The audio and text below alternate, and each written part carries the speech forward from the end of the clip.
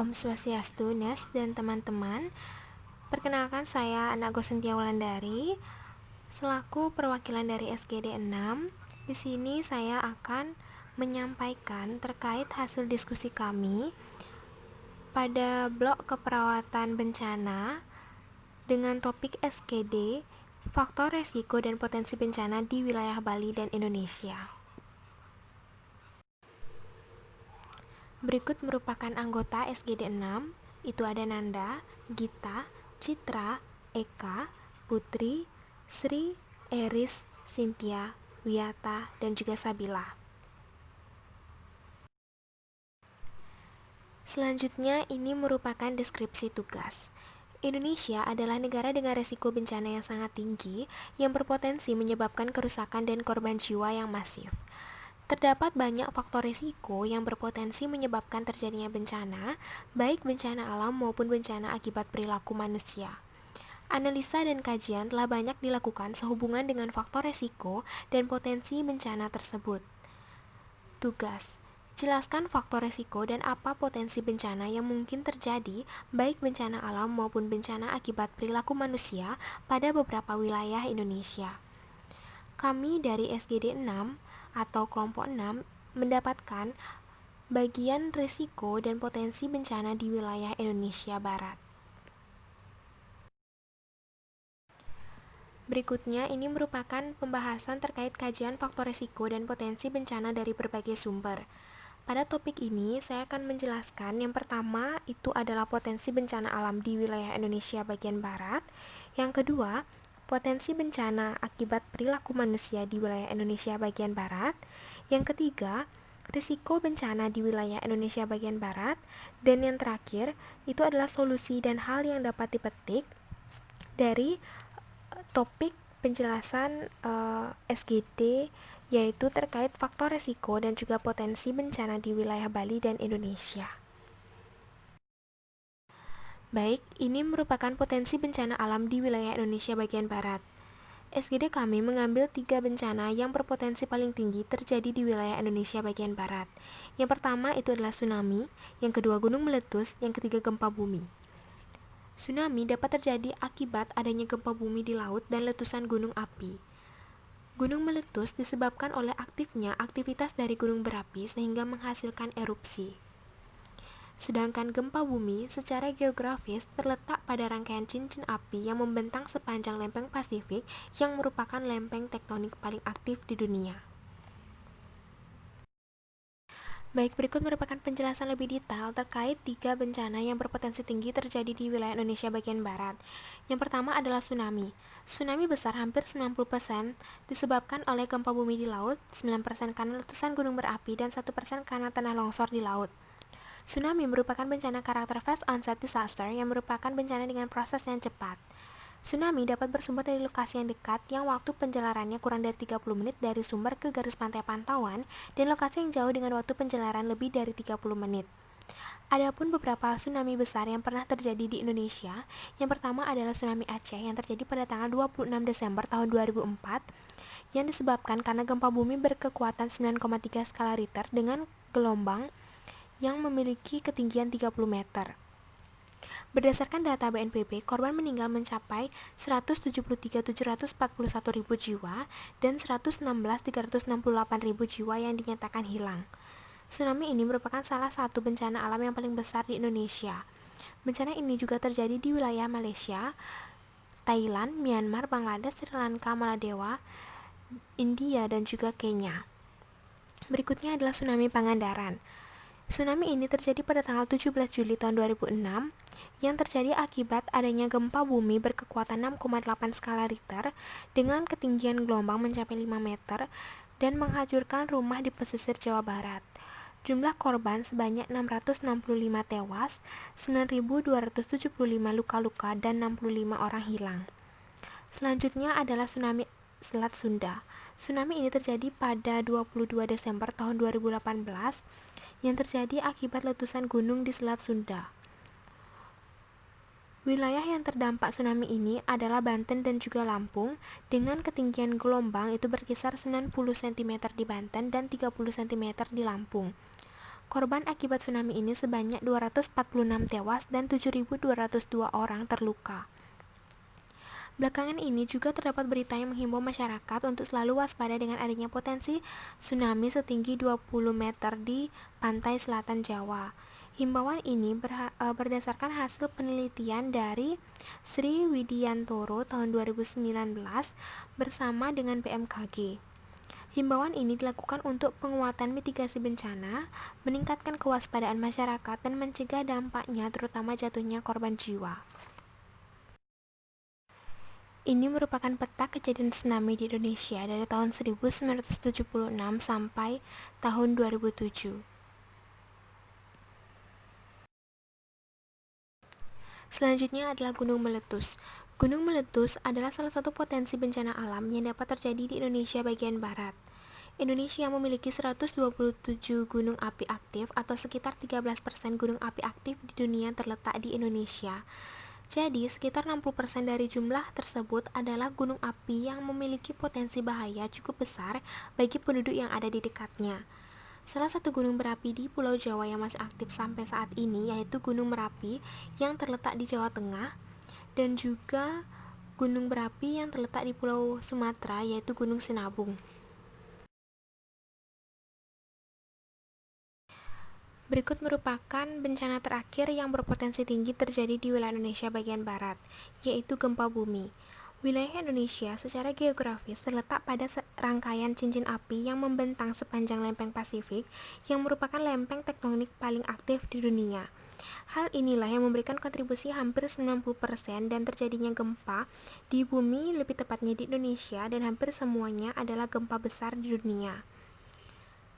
Menurut BNPB, wilayah yang memiliki potensi terjadinya gempa yang tinggi salah satunya adalah wilayah Jawa dan juga Sumatera, yang merupakan wilayah Indonesia bagian barat. Adapun beberapa gempa besar yang pernah terjadi dalam dekade terakhir di wilayah Indonesia bagian barat, yaitu di Bengkulu pada tahun 2000 dengan kekuatan gempa 7,8 skala Richter, kemudian Aceh dan Andaman tahun 2004 dengan 9,2 skala Richter yang disusul dengan terjadinya tsunami, kemudian di Yogyakarta pada tahun 2006, kemudian Jawa bagian selatan yang diikuti tsunami pada tahun 2006 dengan kekuatan 7,6 skala Richter, kemudian Bengkulu tahun 2007 dengan kekuatan gempa 8,4 dan juga 7,9 skala Richter, dan yang terakhir adalah Padang, yaitu lebih tepatnya di Sumatera Barat, tahun 2009 dengan kekuatan gempa 7,6 skala Richter. Berikut merupakan potensi bencana akibat perilaku manusia di wilayah Indonesia bagian barat. SGD kami mengambil 3 bencana akibat perilaku manusia yang berpotensi tinggi terjadi di wilayah Indonesia bagian barat. Yang pertama adalah kebakaran hutan dan lahan, yang kedua banjir, yang ketiga adalah terorisme atau ledakan bom. Berikut merupakan penjelasan lebih detail terkait 3 bencana akibat perilaku manusia di wilayah Indonesia bagian barat yang sebelumnya sudah dipaparkan. Yang pertama itu adalah kebakaran hutan dan juga lahan. Bencana kebakaran hutan umumnya terjadi akibat musim kemarau yang panjang di berbagai wilayah seperti Pulau Sumatera dan juga Kalimantan. Namun, penyebab kebakaran di beberapa wilayah terjadi akibat ulah dari manusia yang sengaja melakukan pembakaran lahan dengan tujuan untuk memperluas area perkebunan seperti perkebunan sawit dan juga karet. Adapun beberapa provinsi yang berada di wilayah Indonesia bagian barat yang berpotensi mengalami kebakaran hutan dan lahan itu adalah Provinsi Aceh, Sumatera Utara, Sumatera Barat, Riau, Jambi, Sumatera Selatan, Bengkulu, Lampung, Kepulauan Bangka Belitung, Kepulauan Riau, Jawa Barat, Jawa Tengah, Daerah Istimewa Yogyakarta, dan juga Jawa Timur.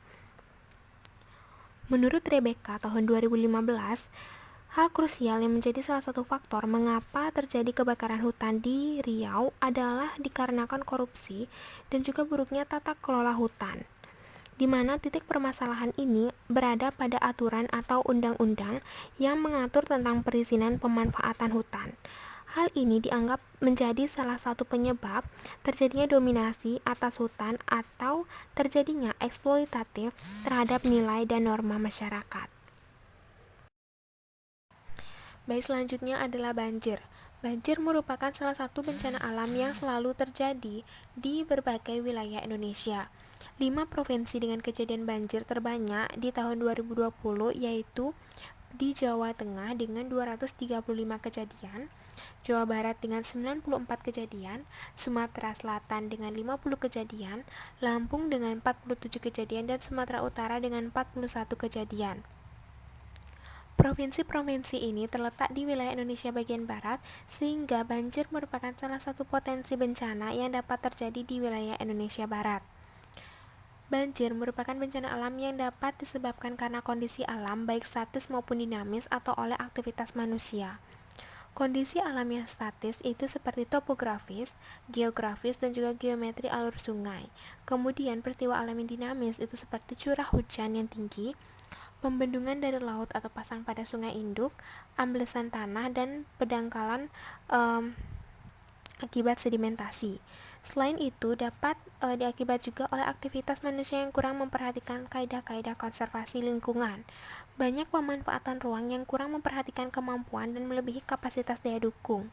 Selain itu, tata guna di lahan dataran banjir juga masih banyak yang tidak sesuai, seperti mendirikan permukiman di bantaran sungai, kurangnya prasarana pengendalian banjir, amblesan permukaan tanah, dan kenaikan muka air laut akibat global warming. Dari kondisi iklim dan juga digabungkan dengan kondisi topografi, batuan, dan permukaan yang cukup beragam, baik fisik maupun kimiawi, akan menghasilkan kondisi tanah yang subur. Namun, kondisi ini juga dapat menimbulkan beberapa akibat buruk bagi manusia, seperti terjadinya bencana hidrometeorologi seperti banjir. Baik, berikut merupakan bencana terakhir yang berpotensi terjadi di wilayah Indonesia bagian barat akibat perilaku manusia. Itu adalah terorisme atau ledakan bom. Terorisme didefinisikan sebagai suatu serangan terkoordinasi yang memiliki tujuan untuk membangkitkan rasa takut dan cemas terhadap sekelompok masyarakat. Aksi-aksi terorisme menyebar di berbagai penjuru di Indonesia. Serangan terorisme ini dapat mengakibatkan kerugian yang besar, seperti kehilangan nyawa, kerugian harta benda, dan juga kerugian lainnya. Sebagai contoh, salah satu aksi terorisme yaitu ledakan bom, di mana sejumlah kasus pengeboman pernah terjadi di Indonesia, khususnya wilayah Indonesia bagian barat. Pertama kali terjadi pada tahun 1957, di mana sasarannya adalah Presiden Soekarno yang sedang berkunjung ke Sekolah Perguruan Cikini, Jakarta Pusat. Setelah ini, terus terjadi beberapa serangan teror bom, hingga beberapa tahun terakhir, di mana tahun 2018 terjadi peristiwa pengeboman di Surabaya, Jawa Timur, di mana peristiwa ini terjadi di 3 gereja berbeda di pusat kota Surabaya. Dan juga pada tahun 2019 itu terjadi ledakan bom bunuh diri di markas kepolisian Resor Kota Besar Medan, Sumatera Utara pada tanggal 13 November tahun 2019. Pelaku peledakan bom tewas dan 6 anggota kepolisian luka-luka akibat serangan tersebut. Nah, di sini negara atau bangsa mana yang berada di belakang sejumlah aksi teror diduga dilakukan guna memecah belah persatuan Indonesia, sehingga cara utama dalam melawan aksi terorisme ini adalah semua lapisan masyarakat saat ini harus bersatu agar tidak mudah dipecah belah oleh negara lain. Selain itu, aparat keamanan dan pertahanan juga harus bersatu. Jika ada masalah antar instansi, segera diselesaikan baik-baik, karena hanya demikian cara yang dapat dilakukan agar negara lain tidak bisa memecah belah bangsa ini.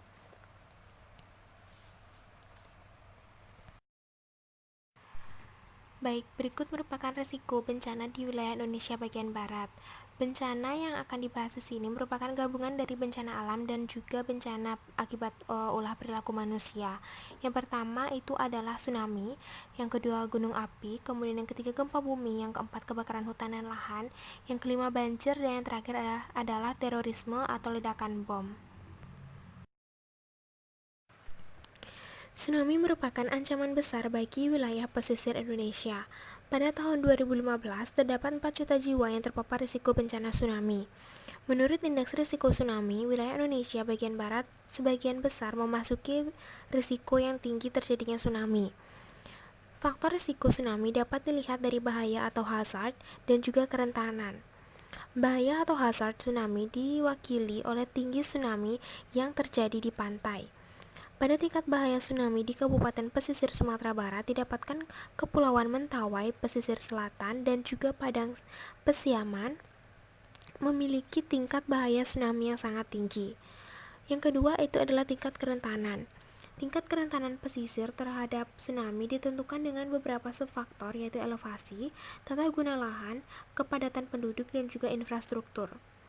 Pada subfaktor pola tata guna lahan dan juga infrastruktur merupakan perubahan demografi dari permukiman seperti praktek perambahan wilayah sempadan pantai, kemudian perusakan vegetasi pantai dan juga hutan bakau. Nah, hal tersebut dapat memperburuk dampak dari bahaya alam. Selain itu, kerentanan infrastruktur dapat dilihat dari jalan atau transportasi yang terdapat di wilayah tersebut. Sumatera Barat merupakan salah satu daerah yang memiliki rawan tsunami.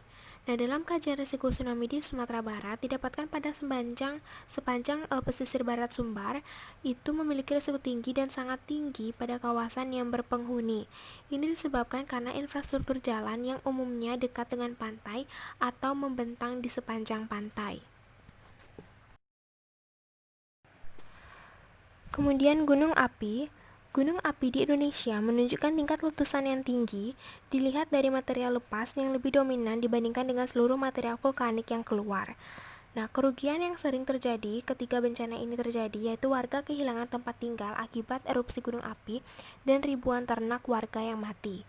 Di beberapa provinsi memiliki lebih dari satu gunung aktif yang berpotensi dapat meletus.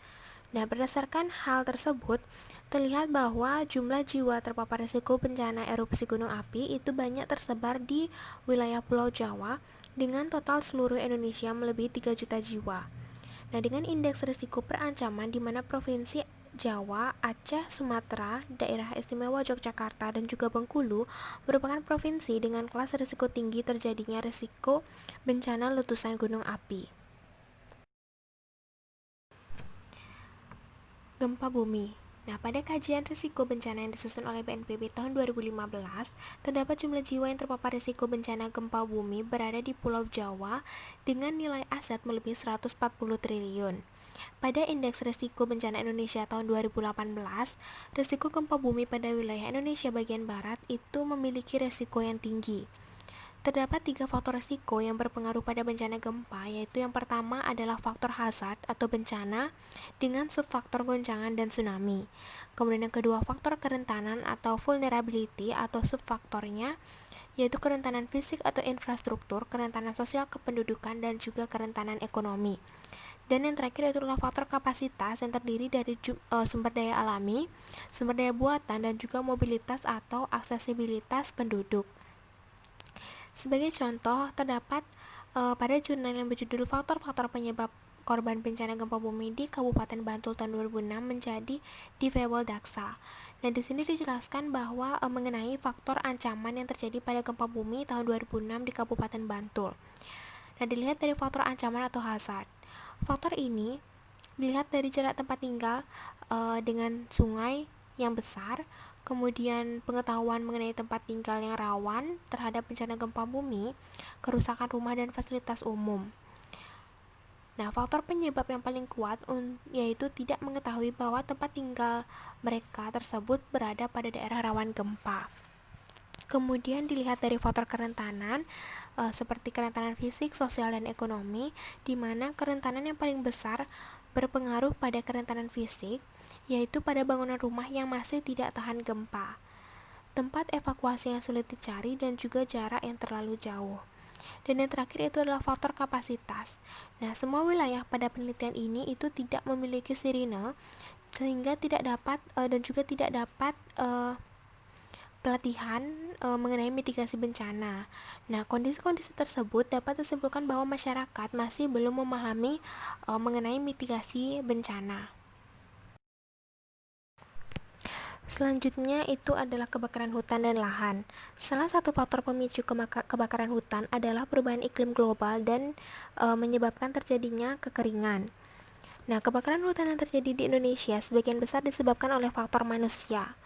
Luas area lahan dan hutan di Indonesia hingga saat ini dipengaruhi juga oleh karakteristik biofisik lahan, di mana dampak kejadian kebakaran hutan dan lahan bersifat multidimensi yang meliputi dampak sosial, ekonomi, lingkungan, dan politik. Secara ekonomi akan mengakibatkan degradasi dan deforestasi kabut asap, kemudian valuasi emisi karbon yang bernilai miliaran dolar, dan risiko kehilangan pekerjaan. Kemudian secara sosial langsung dirasakan oleh masyarakat itu seperti kesehatan, diantaranya asma, bronkitis, ispa, hingga kematian. Bagi sektor lingkungan menimbulkan dampak kerusakan yang besar seperti kerusakan fungsi lahan dan kabut asap yang dapat memperburuk perubahan iklim yang ada. Dan yang terakhir adalah dampak politik yang akan menimbulkan polusi kabut asap yang terjadi di lintas negara. Sehingga terlihat bahwa jumlah lahan terpapar risiko bencana kebakaran lahan dan hutan tersebut terutama terjadi di Pulau Sumatera, Jawa, dan Kalimantan dengan jumlah seluruh Indonesia melebihi 14 juta hektar. Dengan indeks risiko perancaman di mana Provinsi Sumatera Barat dan Utara, kemudian Kepulauan Bangka Belitung, Provinsi Jawa, Daerah Istimewa Yogyakarta, dan Kepulauan Kalimantan Tengah dan Barat merupakan provinsi dengan kelas risiko tinggi terjadinya bencana kebakaran hutan. Selanjutnya adalah banjir. Pada kajian risiko bencana yang disusun oleh BNPB tahun 2015, terdapat jumlah jiwa terpapar risiko bencana banjir tersebar di beberapa pulau dengan jumlah melebihi 170 juta jiwa dan nilai aset terpapar lebih dari 750 triliun. Pada indeks risiko bencana Indonesia tahun 2018, bencana banjir pada wilayah Indonesia bagian barat memiliki risiko tinggi di mana terlihat bahwa jumlah lahan terpapar risiko bencana banjir dengan jumlah total di seluruh Indonesia itu melebihi 12 juta hektar. Dengan indeks risiko perancaman di mana Provinsi Jawa Barat, Sumatera Utara, DKI Jakarta, dan Banten merupakan daerah dengan risiko yang tinggi terjadinya bencana banjir. Terdapat faktor risiko yang berpengaruh pada bencana banjir, itu yang pertama adalah berkurangnya tutupan pohon.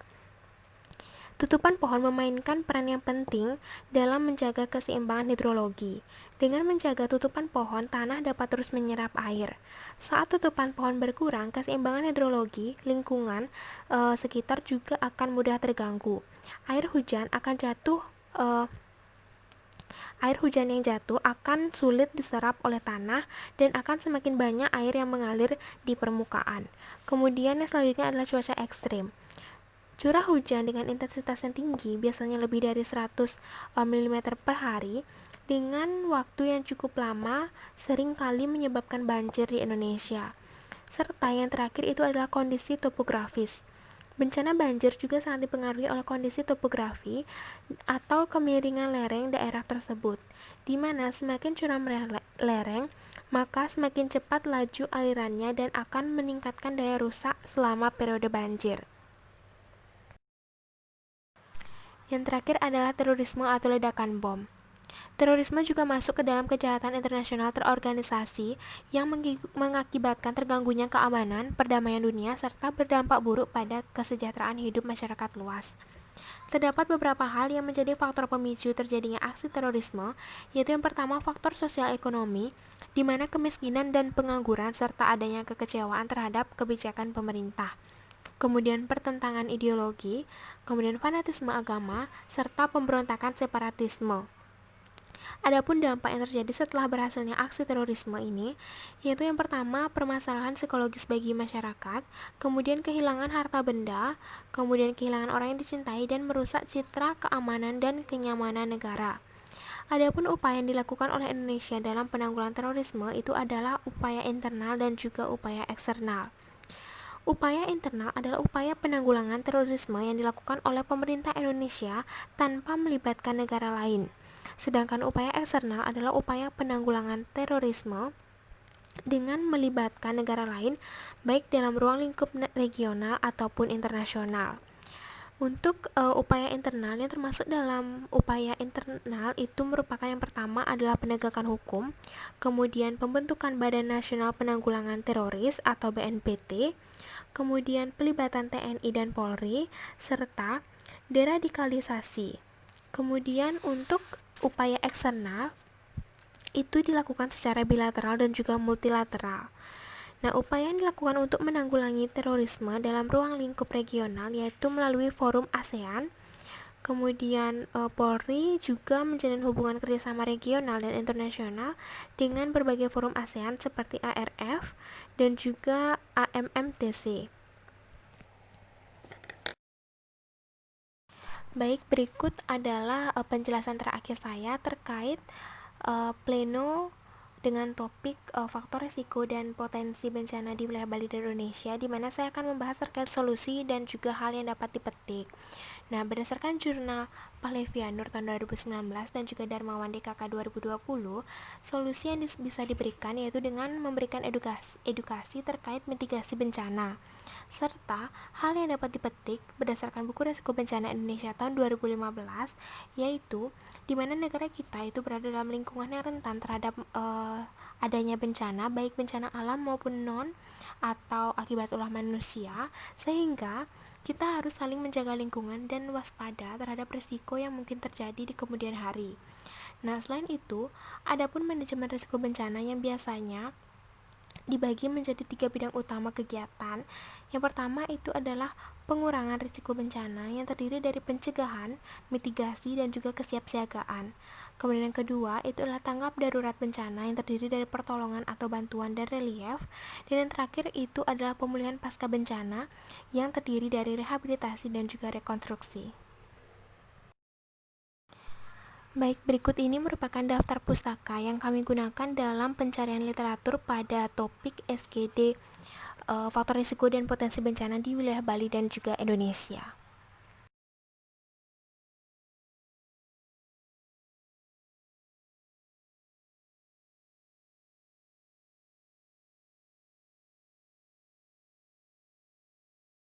Adapun lampiran-lampiran yang terdiri dari artikel dan juga video yang kami gunakan sebagai acuan literatur dalam menyusun laporan topik SGD 1 ini terkait faktor risiko dan juga potensi bencana di wilayah Bali dan Indonesia.